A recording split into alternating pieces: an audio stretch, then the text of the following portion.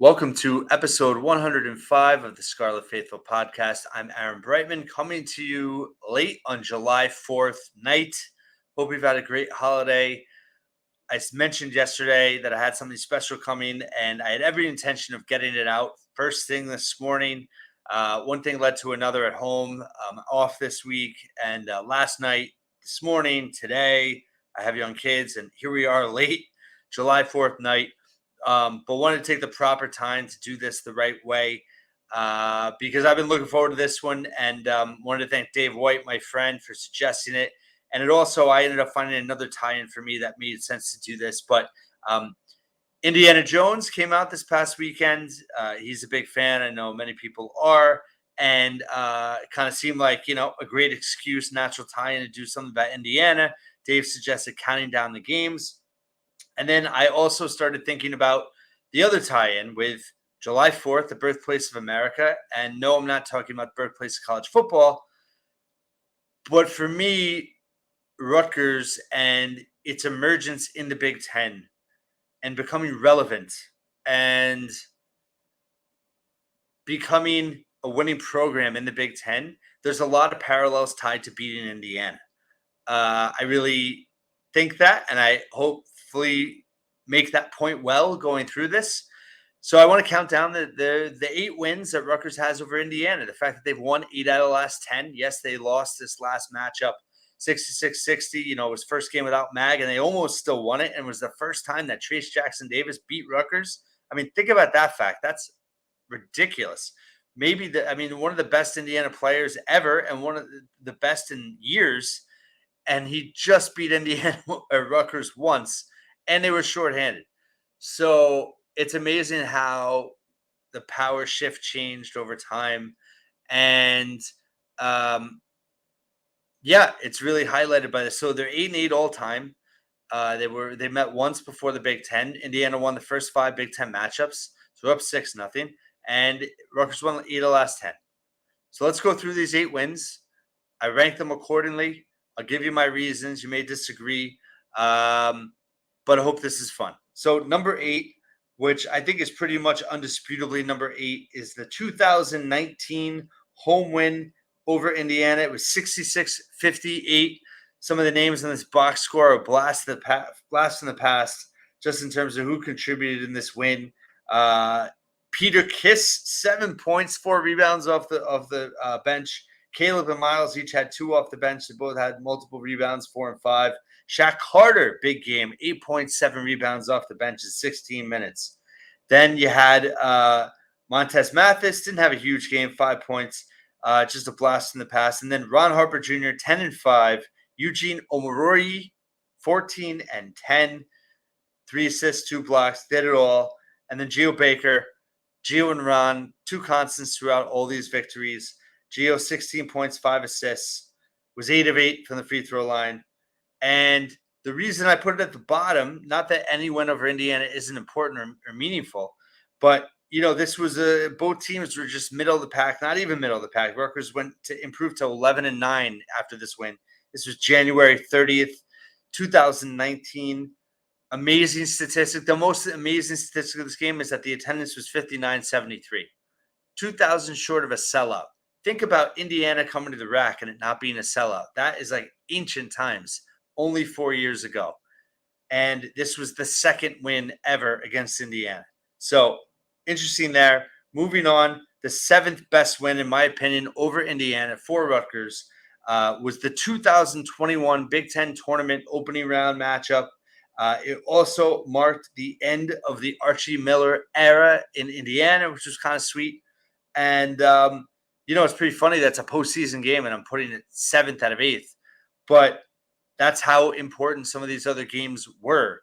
Rutgers pretty much was assured NCAA tournament bid already before this win. This just kind of solidified things. Always good to win a Big Ten tournament game. Trace Jackson Davis had 19 and 9 in this game. Nobody else scored in double figures for Indiana. For Rutgers, Jacob Young and Ron Harper Jr. Jacob Young had 13 and 5. Ron had 13 and 11 rebounds. Paul, this is a big, big game for Paul Mulcahy. He announced today he's transferring to Washington. But this was a sentimental story with his mom driving out to Indianapolis to see him play. He had 2 big threes in this game that kind of were critical down the stretch. And people forget he shot 39% from three this season. That season, his sophomore season. And this was huge for him going into, or starting this postseason. For him, it was his first postseason game ever because the Big Ten tournament got canceled his freshman year. So this was a big moment for him. And then Miles Johnson was a monster, 10 and 13 and 3, 10 points, 13 rebounds, 3 blocks. Gio had 7 points, 7 assists. Notable Caleb, 6 and 4. So big win, ended the Archie Miller era. Also went 3-0 in the 2020-2021 season, so very notable. But again, for me, 7th just shows you how many big wins they've had. Let's move on to number 6. And that was the 2020 home win. And that was on January 15th, 2020, 59-50 Rutgers. The reason I have it at 6th is in terms of what this win meant for the context of that season. In terms of winning that game, they improved to 13 and 4. Indiana was good at that time. They went to 13 and 3. Yeah, Rutgers went to 13 and 4 and 4 and 2. If you remember, they started 6 and 3 that season. They lost to St. Bonaventure on a neutral court. They lost at Pitt. There were some question marks there in December if there was going to be a good team. And then this win really solidified that they were on a roll and they had a chance to make the postseason. Improved the 4 and 2 in the Big Ten. It was a sellout this time. It was a really intense game. Some Big Ten staple referees, Bo Borowski, Kelly Pfeiffer were there. Trace Jackson Davis was held to 4 points on 2 of 6 shooting. Akwazi Aboa had the best game of anyone in this game, 14 and 7, hit a couple big threes. Caleb McConnell had 10 and 6. Nobody else scored in double figures. Shot distribution was pretty even. Everybody kind of pitched in. This wasn't even one of Rutgers' best. I think that was another takeaway, was that Rutgers didn't play lights out. They just grinded out a victory over a good Indiana team at the time, and they were going in the right direction. And we were really starting to believe, hey, they can make the postseason. I don't think anyone thought they were going to make the NCAA tournament at this stage, but I think everybody believed that they were going to be on the bubble maybe, and that progress was certainly happening as a program. So this was number 6 for me. Moving on to number 5. This was this year, to December. Huge win. One of the best crowds at the rack, ever, or at least the Pikel era. It was a demolition derby, 63-48 blowout. It was the coming out party of Derek Simpson. It was the return of Paul Mulcahy with a shoulder injury. Caleb McConnell's first home game, or second home game, but only his third game of the season. Indiana, if you remember, was number 10 in the country coming into this game. Ton of preseason hype. Preseason Big Ten favorite by everyone. Final Four trendy pick by a lot of national writers, and Rutgers absolutely just destroyed them. The cover almost came off of the roof of the rack. That's how wild it was. Caleb McConnell, monster game, 16 points, 10 rebounds. Andre Hyatt had some big shots, 11 points. Nobody else had huge games. Well, I'm sorry, Derek Simpson. What was I saying? 14 points. He had some huge drives and just took over the game in the second half. And Indiana just crumbled. They crumbled. Trace Jackson Davis did have 13 and 10. Miller Kopp had a huge game. Miller Kopp hit 5 threes. If Miller Kopp didn't have a good game, Indiana would have lost by 25. Nobody else showed up for them. Only other players scored more than 2 points was Xavier Johnson. This was right before he got hurt. So this was a huge statement. It really solidified that Rutgers was good. And while we went into 2 very tough games at Ohio State and Seton Hall, this was a big win. But it's number 5 for that, it had some significance, and maybe the historical significance will grow over time, especially Derek Simpson. If his career goes on to be what we hope it can be, this was his coming out party. But overall, I put it at 5th. Maybe you could argue I could flip-flop 5 and 6, but I went with the 5th. Number 4, 2021 road win, the first time they ever won in Bloomington. It was a little bit of a weird game simply because it was COVID and there were no fans. But this is very significant because Rutgers was in a tailspin free fall. They had lost 5 in a row.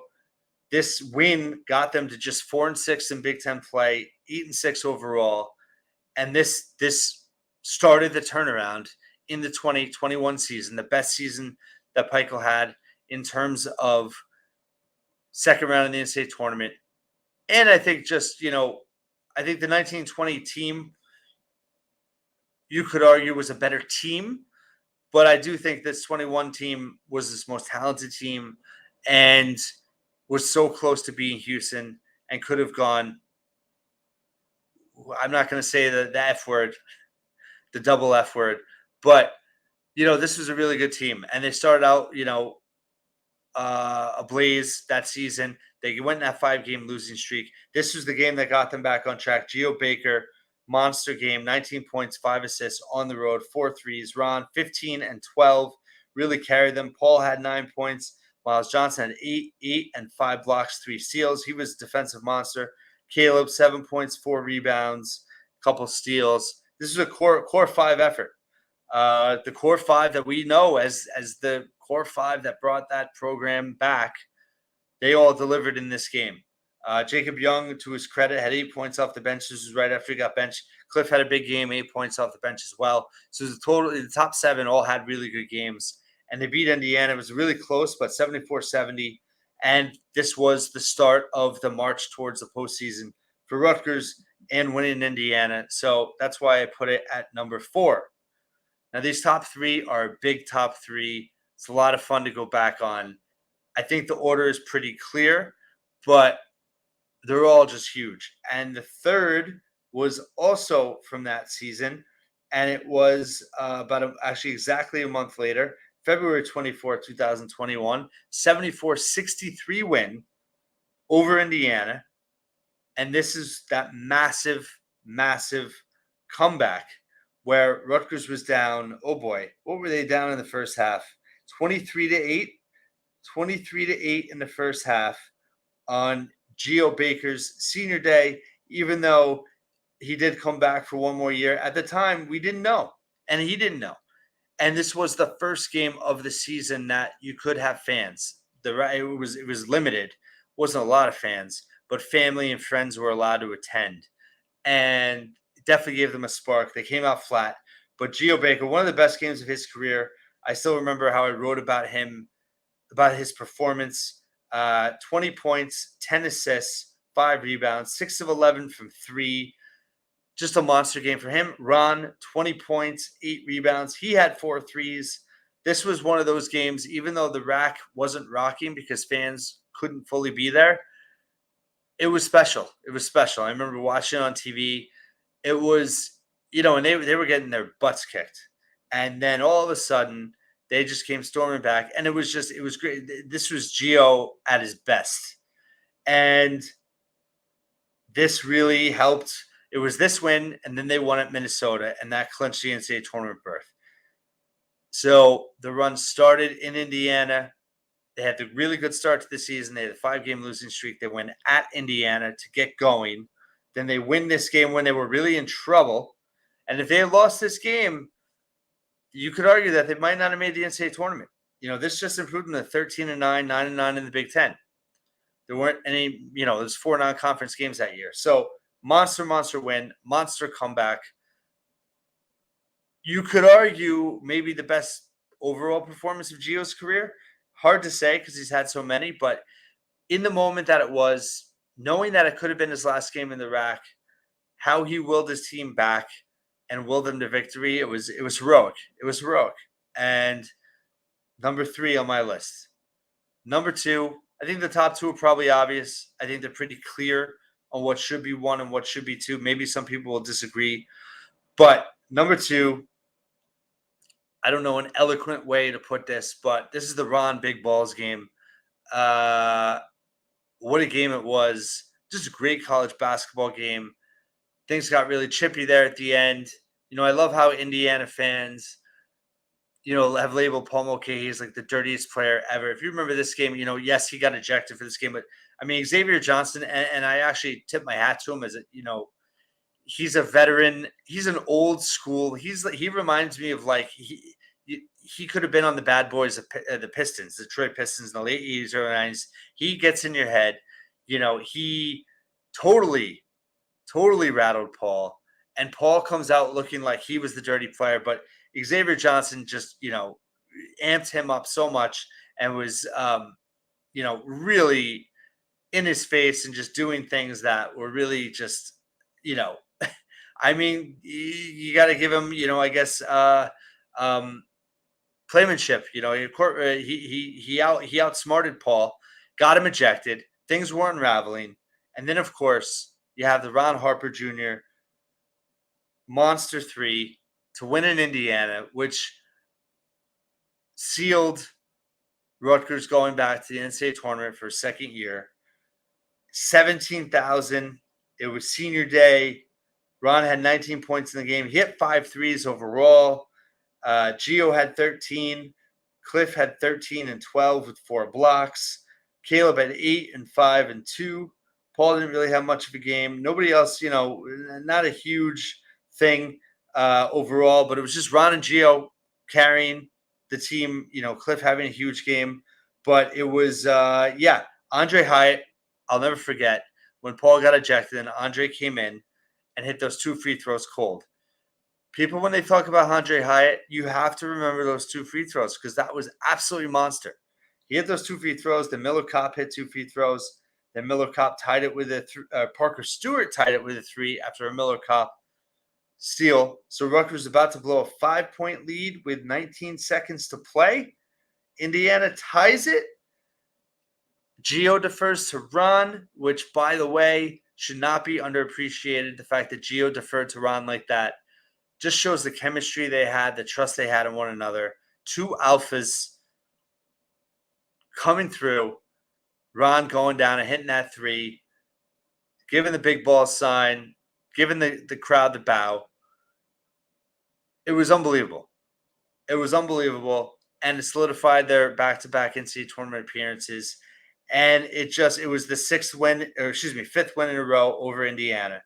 And then what were the records after this game? Let's see. That moved Rutgers to 17 and 12, 11 and 8 in the Big Ten. This assured Indiana could not have a winning Big Ten record. They moved to 9 and 10, 18, 11 overall. Just a monster win. And an iconic performance from Ron Harper Jr. I mean, when we think back on his career, this would be at the top. The Purdue half-court buzzer beater is number 1. The shot to win the game here is number 2. I'm probably forgetting some too, but that's how many great moments he had. All right. So number 1 probably should have been obvious from the start. And it kind of was my thought in terms of, America's birthday. Because to me, this game, the 2018 Big Ten tournament win over Indiana at Madison Square Garden, really to me is, I think, the birth of relevancy of Rutgers basketball in the Big Ten.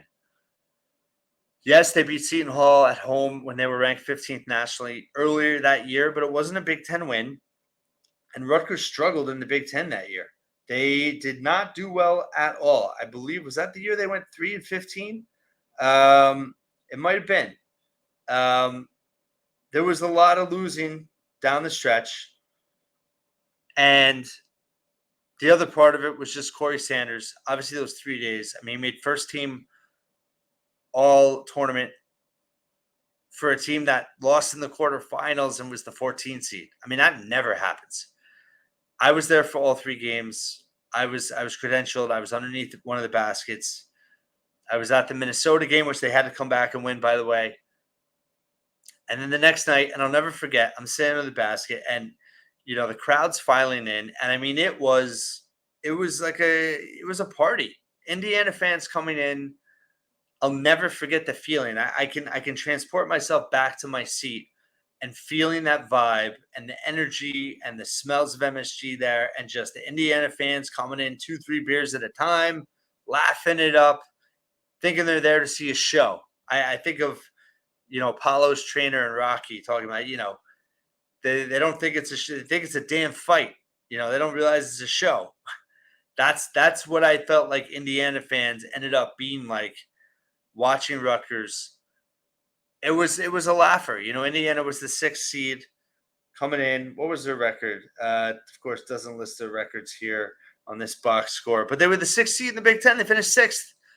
Archie Miller, vibes were still high. Rutgers was the 14 seed. They just won the first game as a 14 seed, back-to-back seasons, first time ever, the first 14 seed to ever win in the Big Ten tournament. And nobody really expected them to win this game. And then, boom, they're down 24-8. 24-8. How soon into the game was it? Let's see. It was 24-8 with 8:09 to play. 8:09 to play, 24-8. I remember that timeout. I've even asked Geo Baker about this timeout, what Peichel said. And he didn't say anything specific, but it was just that the team just a switch flipped and they just believed. And Corey Sanders, let's see what the first bucket. Freeman hit a layup. Freeman hit another layup. Indiana scored twice. Then Gio hit a 3. Corey Sanders had a layup. Freeman, another bucket. Gio bucket. Corey dunk. Corey jumper. Corey hits 2 free throws, takes the lead 29-28 with 1:06 to go in the first half. So Rutgers went on a 21-4 run in 7 minutes. And I remember sitting there and I was in disbelief. And at that point, honestly, you're just like, they're going to run out of gas. Like, they cannot keep this up. And then they come out in the second half and they just blow Indiana out of the freaking water. And it was an iconic performance from Corey Sanders, who finished with 28 points on 12 of 20 shooting. No 3-point attempts. That's how old school Corey Sanders was. Everything was just put the ball down, put your head down, and attack the basket. 12 of 20 from the floor, 4 of 6 from the free throw line. He had 3 assists as well and a steal. You had Gio off the bench, 15 points, 3 of 5 from 3. And then you had Sean Freeman, 15 points, 8 rebounds, 5 steals for him. Eugenio Marori had 9 and 6. Mike Williams had 6 and 4. No other huge stat lines there. It was the Corey Sanders show with Deshaun and Gio pretty much doing the heavy lifting. And, it got out of control at the end with Corey with the highlight reel dunks. It was a laugher. Rutgers was running away with it. And for me, that's when things changed for real in the Big Ten for Rutgers. They went out the next night. I was there as well. And they lost to a very, very, very, very good Purdue team. They gave them everything they could handle. They lost by single digits. It was within 1 or 2 possessions for like a minute to go. Matt Painter praised Peichel and Rutgers after the game. But that was that whole week, as we know, was the coming out party. But that win over Indiana, that changed things. You're down 24-8 in Indiana, 8 minutes to go in the first half, Big Ten tournament. The year before, they were kind of in a similar situation at Northwestern. They lost by like 35. This was different. Something clicked. Something changed. This team was not going down without a fight, and they played together, and they beat the snot out of Indiana for the first time ever. And things have never been the same since. Since that time, Rutgers now 8 of 10. Made the NCAA tournament twice. Finished ahead of Indiana. I believe this past year they didn't. That broke a 3-year streak and finished ahead of them in the Big Ten. Rutgers now one of 4 teams to win at least 10 regular season wins in the Big Ten play the last 4 years. We know last season ended in disappointment. But beating Indiana at the Garden changed things forever. In the Steve Peichel era, in the series of Indiana Rutgers, I had the best tweet of all time. No, I'm just kidding. But in the Rutgers Indiana series, after they beat them at home this past year, with 6 wins in a row, and I tweeted something about, there's 4-year-olds in Indiana that have never seen them beat Rutgers. And that's where we went from 2018 down 24-8, no chance, to that tweet where they won 6 in a row, 8 of 9, and we're just you know, dominating Indiana. Are they a blue blood, a former blue blood? I don't know what they are. They're definitely getting better under Mike Woodson, but you know, it's not a rivalry yet. But there's a lot of things that are happening that you could look at it from. You could be, you know, have no understanding of the Big Ten, say Team A and Team B, and kind of the interactions of fans and how fans react to each other, how spirited these games have been, how impactful they've been. And you could say, yeah, I could see a rivalry growing there.